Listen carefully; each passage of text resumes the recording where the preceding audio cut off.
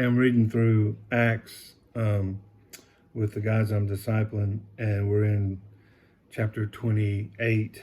And this is Paul landing uh, on the island of Malta, and so they weathered the storm. They made it through the shipwreck, and now they're on the island, and everybody makes it through. And so Paul goes to get some firewood, and while he's getting some firewood, there he is leading by example, right? He's Paul the apostle.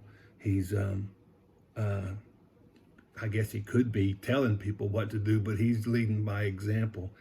He's collecting firewood himself, and while he's doing that, when he does that, snake bites him, and the text says that it held on to his. He was hanging from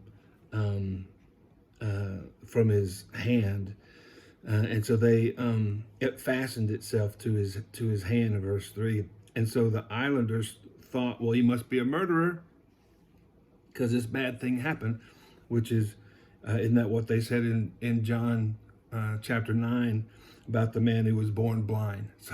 So you got these islanders, which I don't know much about them. I'm kind of speculating here, but maybe heathen. I don't know exactly.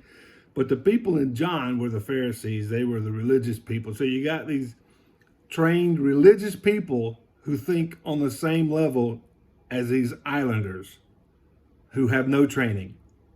Right? That this guy must have done something wrong. That's why he was born blind. And that this guy must be a murderer or something. That's why the snake bit him. So you got, isn't that's weird. Like, that's what religion does to you.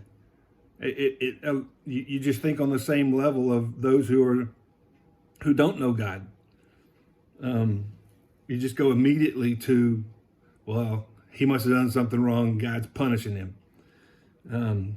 But then and then he shakes the snake off his hand, and it says, well, he must be a god.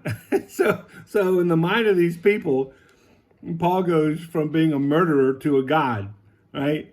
So just, you think about that. These people knew something about God. Ecclesiastes 3 says he has put eternity in our hearts. And so God has done that for every person on the face of the earth, a desire for him.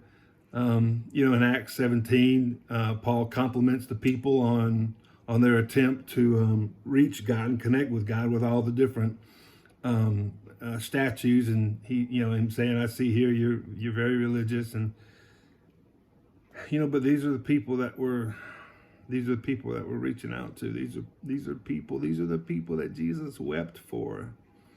He looked around the people, and he looked over the people, and he saw they were like sheep without a shepherd, and he wept for them.